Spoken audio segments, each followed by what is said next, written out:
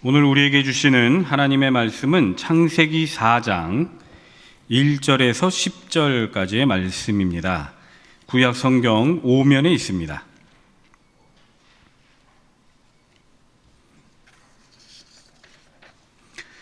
창세기 4장 1절에서 10절까지의 말씀을 봉독합니다. 아담이 그의 아내 하와와 동침하매 하와가 임신하여 가인을 낳고 이르되 내가 여호와로 말미암아 등남하였다 하니라. 그가 또 가인의 아우 아벨을 낳았는데 아벨은 양치는 자였고 가인은 농사하는 자였더라. 세월이 지난 후에 가인은 땅의 소산으로 제물을 삼아 여호와께 드렸고 아벨은 자기도 양의 첫 새끼와 그 기름으로 드렸더니 여호와께서 아벨과 그의 제물은 받으셨으나 가인과 그의 제물은 받지 아니하신지라.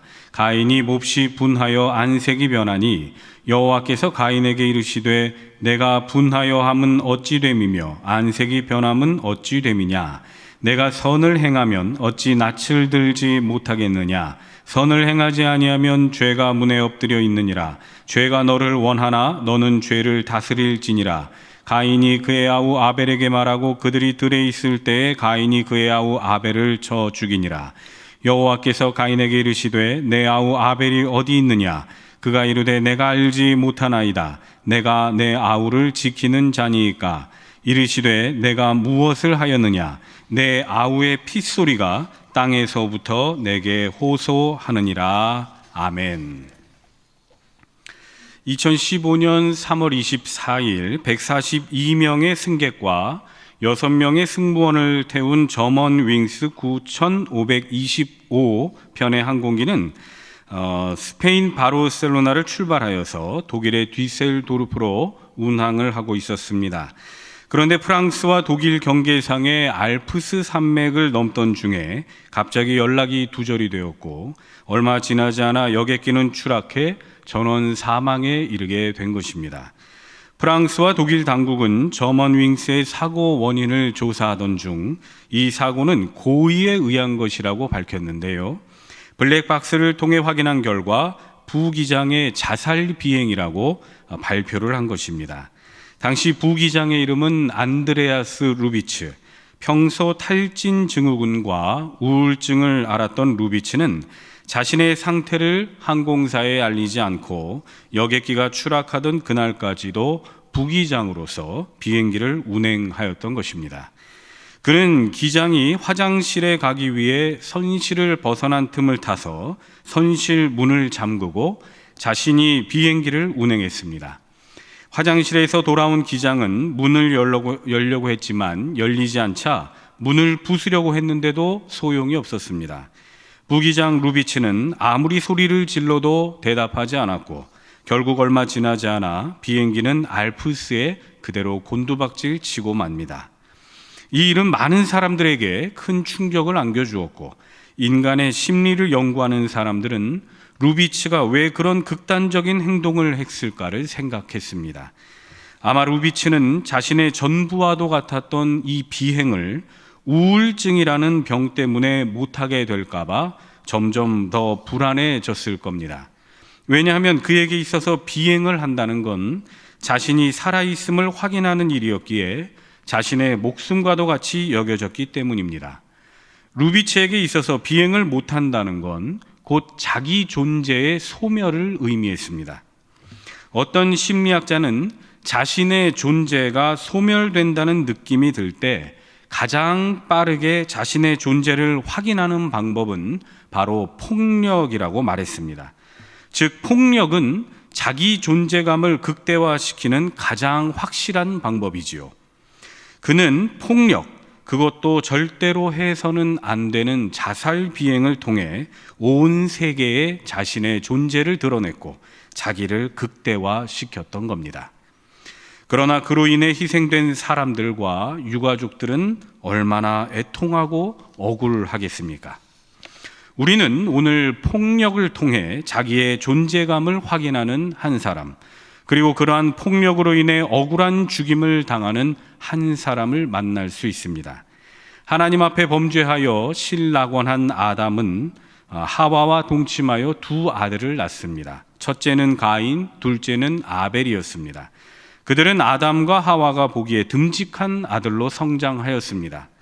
가인과 아벨은 각자 자신들에게 맡겨진 일에 충실했고 그들은 제사 때 하나님께 드리기 위해 자신들이 열심히 일해서 얻은 수확물을 준비했습니다. 가인은 땅의 소산을 하나님께 제물로 드렸고 아벨은 양의 첫 새끼와 기름으로 하나님께 드렸습니다. 그런데 이상하게도 하나님께서는 아벨과 그의 제물은 받으셨지만 가인과 그의 제물은 받지 않으셨습니다. 왜 하나님은 가인과 그의 제물을 받지 않으셨던 걸까? 성경은 우리들이 던지는 이 왜라는 질문에 명확한 답을 알려주고 있지 않습니다.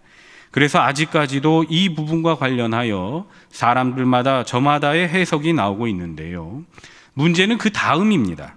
하나님께서 가인과 그 제물을 받지 않으시자 가인이 몹시 분하여 안색이 변한 것입니다.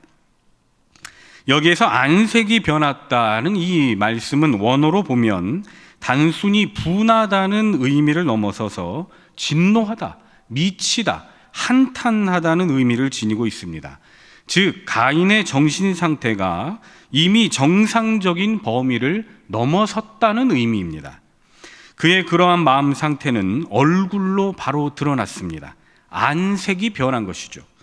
그러한 가인의 모습을 보신 하나님께서는 가인을 향해 말씀을 하십니다. 네가 선을 행하면 어찌 낯을 들지 못하겠느냐? 선을 행하지 아니하면 죄가 문에 엎드려 있느니라. 죄가 너를 원하나 너는 죄를 다스릴지니라. 이 말씀으로 미루어 보건대 가인은 평소 하나님 앞에 선을 행하지 않았던 것으로 보입니다. 하지만 하나님께서는 그런 가인의 살아가는 모습을 보시며 그가 다시금 선을 행하기를 오래 참고 기다리셨던 겁니다. 그런데도 가인은 제사를 드리는 그 순간만 제물을 드렸을 뿐 살아가는 삶 속에서는 전혀 선을 행하지 않았던 것입니다. 여기에서 말씀하는 선한 모습이란 착한 모습을 말하는 건 아닙니다. 하나님을 향한 선, 하나님과의 관계 속에서의 선을 말하는 것입니다. 가인의 입장에서 볼 때 아마 가인은 이 일로 인해 부모님께도 그리고 동생에게도 매우 큰 수치심을 느꼈을 겁니다. 자존심이 무너진 것은 말할 것도 없거니와 구멍이 있다면 그곳으로 숨고 싶을 정도로 창피함을 느꼈을 겁니다. 가인의 이러한 분노, 수치심, 창피함, 자기 존재감의 상실과도 같은 여러 감정들이 혼재한 가운데 가인은 절대로 해서는 안 될 생각을 하고 맙니다. 곧 자기에게 분노와 수치심을 안겨준 존재를 제거해야겠다는 생각 말입니다. 이 일이 있은 후 가인은 여전히 분을 삭히지 못하고 그의 아우 아벨을 불러 들에 나가자고 말합니다. 그리고 그곳에서 인류 최초의 살인이라는 비극적인 일을 벌이고 맙니다. 가인은 자신이 평소 하나님 앞에 선을 행하지 않아 하나님께서 그와 그의 제사를 받지 않으신 것에 대한 모든 책임을 아벨에게 전가시켰습니다. 그는 자신의 분노를 아벨에게 쏟았고 결국 아벨을 죽였습니다. 그리고 자신의 존재를 알아주지 않았던 하나님 앞에서 동생을 살인함으로써 자신의 존재를 확인시켜 드리는 겁니다. 하나님께서 그때 가인에게 물으셨습니다. 내 아우 아벨이 어디 있느냐? 가인은 하나님 앞에 뻔뻔하게도 거짓을 말합니다. 내가 알지 못하나이다. 내가 아우를 지키는 자니이까. 이미 가인의 마음속에는 최소한의 양심이라는 게 없었고 하나님을 향한 반항과 분노만이 남아 있었습니다. 결국 그는 하나님께 벌을 받아 영원히 이 땅에서 유리방황하는 자로 남게 됩니다. 다시 가인과 아벨의 관계로 돌아가겠습니다. 사실 아벨은 가인에게 잘못한 게 하나도 없습니다. 그는 가인과는 상관없이 평소 하나님께 선을 행했고 자기에게 맡겨진 일을 열심히 해서 그 수확물을 제사로 드린 일밖에는 없습니다. 그러나 가인은 하나님께서 자신과 그 제물을 받지 않으신 일에 대해 자신의 분을 주체하지 못하고 그냥 화풀이로 동생 아벨을 죽였던 것이죠. 우리가 그냥 들을 때에는 어떻게 이런 일이 일어날 수가 있겠는가 생각할지 모르지만 이런 일들은 현대인들 사이에서도 빈번히 일어나고 있습니다. 어떤 이는 집에서 게임을 못하게 한다고 해서 부모를 칼로 찌르고, 어떤 이는 자기에게 항상 수치심만 안겨줬던 부모를 살해하기까지 합니다. 묻지마 살인, 묻지마 폭력과 같이 어떤 이들은 아무 관계없는 사람들을 분풀이 대상으로 삼고 폭행과 심지어는 살인까지 저지르는 행태가 여전히 우리들 사이에서도 자행되고 있는 것입니다. 아벨은 억울한 죽음을 당했습니다. 그의 억울함은 본문 10절에 그대로 드러나 있습니다. 하나님께서 가인에게 말씀하십니다. 내가 무엇을 하였느냐? 내 아우의 핏소리가 땅에서부터 내게 호소하느니라. 억울한 죽음을 당한 아벨의 핏소리가 땅에서부터 하나님께 호소하고 있습니다. 본문에 나오는 이 핏소리는 피와 소리의 합성어입니다. 그런데 사실 이 둘은 아무 관계가 없습니다. 피라는 것은 소리를 낼 수 없을 뿐만 아니라 사실 이 피라는 단어가 히브리어로는 잠잠하다, 고요하다라는 뜻에서 유래하였기에 사실은 핏소리가 전혀 정반대가 되는 그런 속성을 지닌 단어가 두 개가 붙어 있는 것입니다. 그런데 오히려 이 핏소리가 더욱 우리들의 가슴 속에 다가오게 되는 것은 이렇게 잠잠하며 소리조차 낼 수 없는 피가 이 땅에서부터 하늘에 계신 하나님께 큰 목소리로 호소하고 있기 때문입니다. 아벨의 핏소리가 하나님께 호소합니다. 핏소리가 하나님께 부르짖고 방성대곡을 하고 죽을 힘을 다해 간구합니다. 여러분, 이것은 마치 소리 없는 비명과도 같습니다. 정말 억울하고 울분에 차서 소리조차 지를 수 없는 그런 모습 말입니다. 아무 죄 없이 억울하게 죽은 아벨은 너무나 억울한 자신의 사정을 이렇게 핏소리로써 의로우신 재판장이신 하나님께 쉬지 않고 계속하여 부르짖습니다. 이러한 아벨의 핏소리는 핍박받는 자, 억울한 자, 고난받는 자의 기도라고도 말할 수가 있겠습니다. 여러분, 우리들은 어떻습니까? 비록 아벨과 같은 정도는 아니라 할지라도 우리들의 삶에서 억울하고 애통하고 고난받는 일들이 있지 않습니까? 우리는 때론 가족으로부터 배신감을 느낍니다. 어떤 이가 말하기를 가족은 지옥이자 구원이라고 합니다. 이 세상에서 가장 믿을 만한 사람들도 가족이고 또 다른 한편으론 가장 큰 배신감을 느끼는 것도 가족이라는 말입니다. 우리들 가슴 한구석에 가장 믿을 만한 사람들이라는 생각이 자리 잡고 있기 때문에 가족으로 인해 생긴 배신감과 상실감은 이루 말할 수가 없습니다. 우리는 직장에서, 친구들 사이에서, 사람들과의 관계 속에서 아픔을 경험합니다. 우리는 어느 날 갑자기 찾아온 질병 때문에 고통을 경험합니다. 우리는 이제 제대로 살아보려고 좀 결단을 하려고 하는데 그 이후에 오는 시험 때문에 마음이 괴롭습니다. 그런데 여러분, 사실 우리들이 경험하는 이러한 고난들은 하나님을 믿는 순간부터 시작이 됩니다. 왜냐하면 믿음이 시작된 이후부터 우리는 인간 본성을 거슬러야 하기 때문에 그렇습니다. 속된 말로 정말 성질 같아서는 이렇게 저렇게 하고 싶은데 차마 하나님을 믿는 사람으로서 그렇게는 살지 말아야지 하는 이러한 신앙적 양심이 우리의 마음을 억누르는 겁니다. 그래서 힘든 고난의 상황 속에서, 때로는 억울한 일을 당하는 상황 속에서, 때로는 복수하고 싶다는 그런 생각이 들 때마다 우리는 신앙을 지켜나가기가 더욱 어려운 것입니다. 여러분, 이런 상황에서 하나님의 성도들이 해야 할 일이 무엇일까요? 기도입니다. 하나님 앞에 엎드리는 겁니다. 하나님께 호소하는 겁니다. 하나님께 매달리는 겁니다.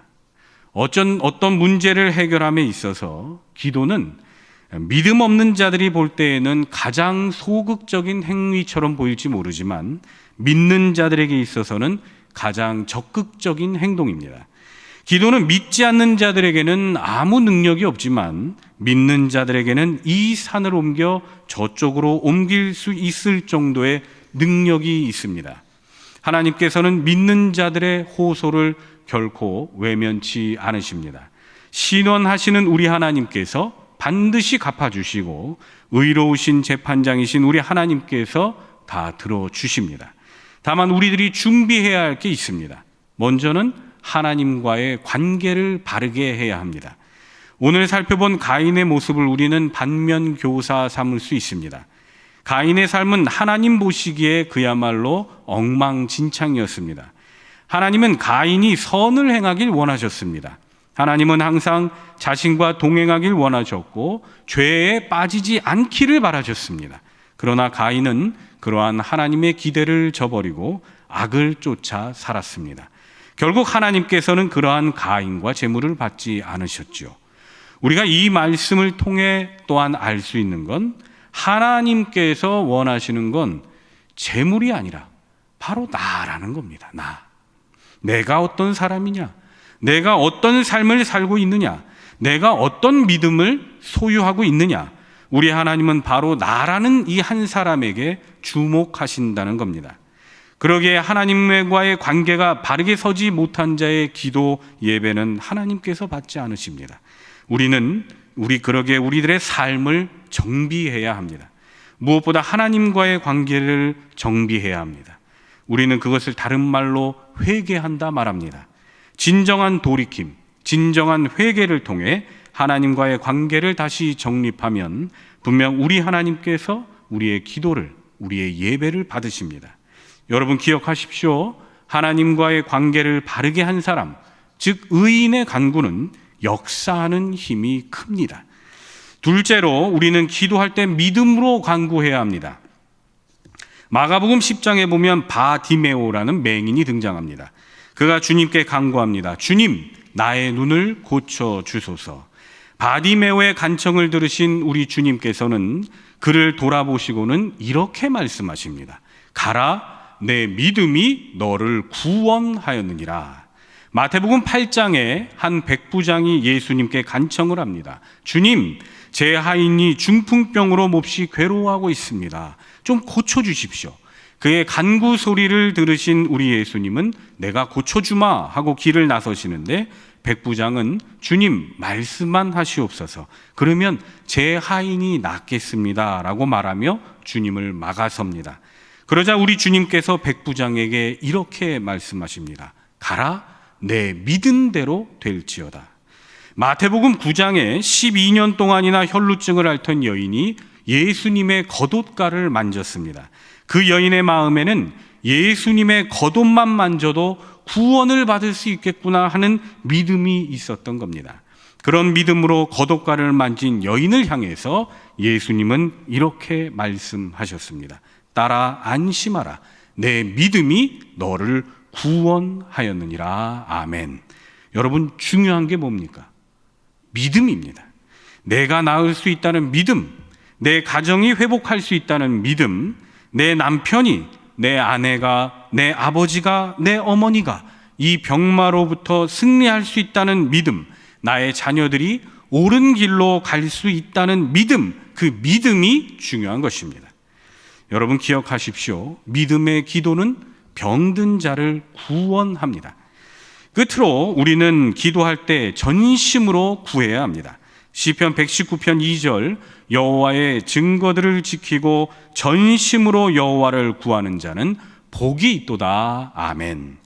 우리는 우리들의 이 시면 저 깊은 곳에서부터 나오는 소리, 우리들의 진심으로부터 나오는 소리, 그 소리를 온 마음 다해 온 힘을 다해 간구해야 합니다. 아벨의 핏소리처럼 우리들의 마음 깊은 곳에서부터 울려나오는 우리들의 핏소리가 있습니다. 그것이 억울함이든 고통이든 아픔이든 외로움이든 처절함이든 우리들의 핏소리를 하늘에 계신 우리 하나님께 호소해야 하는 것입니다. 여러분 꼭 기억하십시오. 이 땅에서 호소하는 이 아벨의 핏소리를 들으신 우리 하나님께서 우리들의 핏소리를 들으시고 모두 갚아주시고 신원하여 주실 줄 믿습니다. 사랑하는 노량진의 교우 여러분, 오늘 우리는 어떤 마음으로 이 기도회에 임하시겠습니까? 어떤 태도로 이 기도 시간을 보내시고 하나님께 기도하시겠습니까?